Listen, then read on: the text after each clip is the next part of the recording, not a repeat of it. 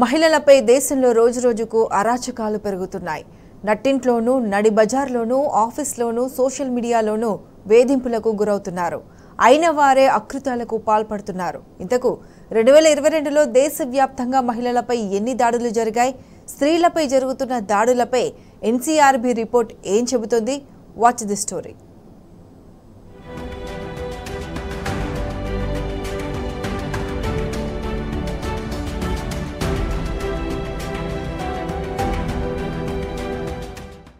స్త్రీలను పూజించడం, వారికి సముచిత స్థానం కల్పించడం భారతదేశ సంస్కృతి సాంప్రదాయం.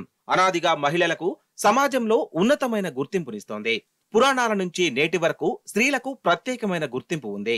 తన శరీరంలో సగభాగాన్ని పార్వతికి ఇచ్చిన శివుడు తన హృదయంలో లక్ష్మీదేవికి చోటు ఇచ్చాడు ఆ మహావిష్ణువు.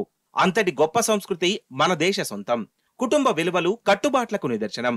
అమ్మగా, సోదరిగా, సహధర్మచారిణిగా, కూతురిగా మహిళలకు సమాజంలో నిండైన గౌరవం దక్కుతుంది. అలాంటి మహిళలపై దేశంలో దాడులు జరుగుతూనే ఉన్నాయి. ఆదర్శవంతమైన స్త్రీమూర్తిపై కామాంధులు అఘాయిత్యాలకు పాల్పడుతున్నారు. చిన్న పెద్ద అనే తేడా లేకుండా అన్ని వర్గాలపై అటాక్స్ జరుగుతున్నాయి. 2022లో దేశంలో మహిళలపై జరిగిన అత్యాచారాలపై national crime records bureau report వెల్లడించింది.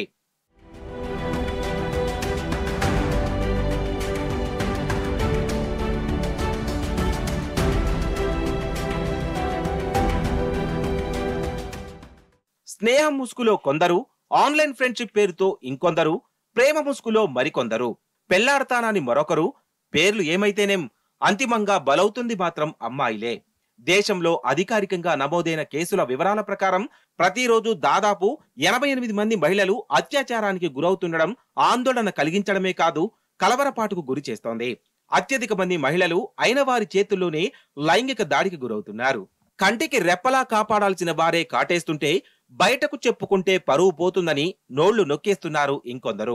ఇల్లు మొదలు ఆఫీస్ వరకు మహిళలకు ఎక్కడా రక్షణ లేకుండా పోతుందని నేషనల్ క్రైమ్ రికార్డ్స్ బ్యూరో నివేదిక వెల్లడించింది.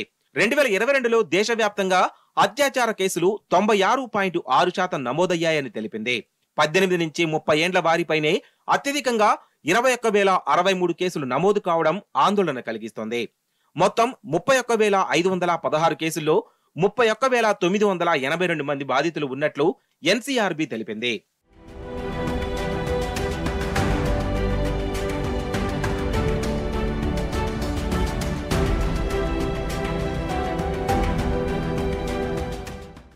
మహిళలపై జరుగుతున్న లైంగిక దాడి కేసులను పరిశీలిస్తే ఎక్కువగా తెలిసిన వారు, సహోద్యోగులు, యజమానులు, కుటుంబ సభ్యులు, బంధువులే వారిని నమ్మించి వంచిస్తున్నట్లు ఎన్సీఆర్బీ నివేదిక పేర్కొంది.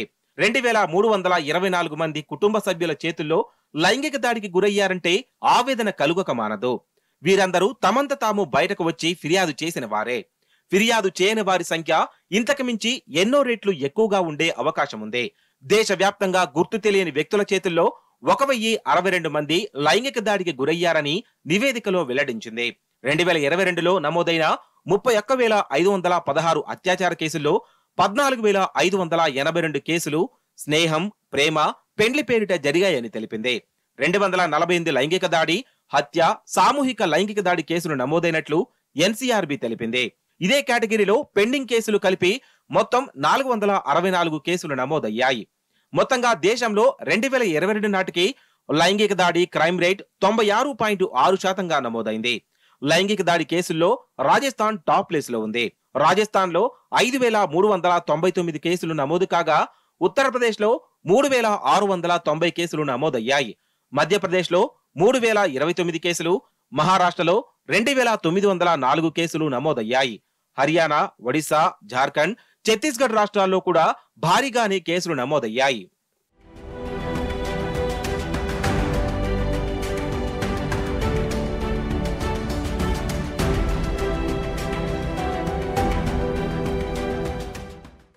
రెండు 2022లో తెలంగాణలో 814 లైంగిక దాడి కేసులు నమోదు కాగా 523 మంది అరెస్ట్ అయ్యారని ఎన్సీఆర్బీ నివేదికలో వెల్లడైంది. రాష్ట్రంలో నమోదైన మొత్తం కేసుల్లో 812 మంది తెలిసిన వారి చేతిలో అఘాయిత్యానికి గురయ్యారని చెప్పింది. మిగతా 2 కేసుల్లో నిందితులు గుర్తు తెలియని వారిగా ఉన్నారు. అత్యాచార బాధితులను గుర్తించేందుకు, వారిలో చైతన్యం కల్పించేందుకు Telangana police women safety wing ను ఏర్పాటు చేసింది. మహిళల కోసమే షీ టీమ్స్, భరోసా సెంటర్లు, హ్యూమన్ ట్రాఫికింగ్, పని ప్రదేశాల్లో వేధింపులు అరికట్టేందుకు సాహస్ వంటి వ్యవస్థలను విజయవంతంగా అమలు చేస్తోంది. ఈవ్ టీజింగ్, లైంగిక వేధింపుల వంటి ఫిర్యాదులు అందిన వెంటనే పోలీసులు రంగంలోకి దిగి పోకిరీల ఆట కట్టిస్తున్నారు.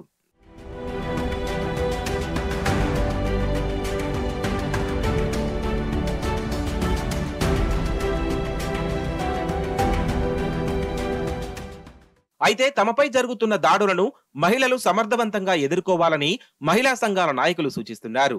జరిగిన దాడులపై పోలీసులకు ఫిర్యాదు చేయాలని, శిక్ష పడే వరకు పోరాటం చెయ్యాలని అంటున్నారు. మహిళలకు సమాజం అండగా నిలుస్తుందని, అఘాయిత్యాలను అరికట్టేందుకు ప్రతి ఒక్కరూ ముందుకు రావాలని సూచిస్తున్నారు. ఆత్మస్థైర్యంతో జరిగిన అన్యాయాలను బయట చెప్పినప్పుడే దాడులు ఆగిపోతాయని, లేకపోతే మరిన్ని దాడులకు పాల్పడే అవకాశం ఉందని హెచ్చరిస్తున్నారు.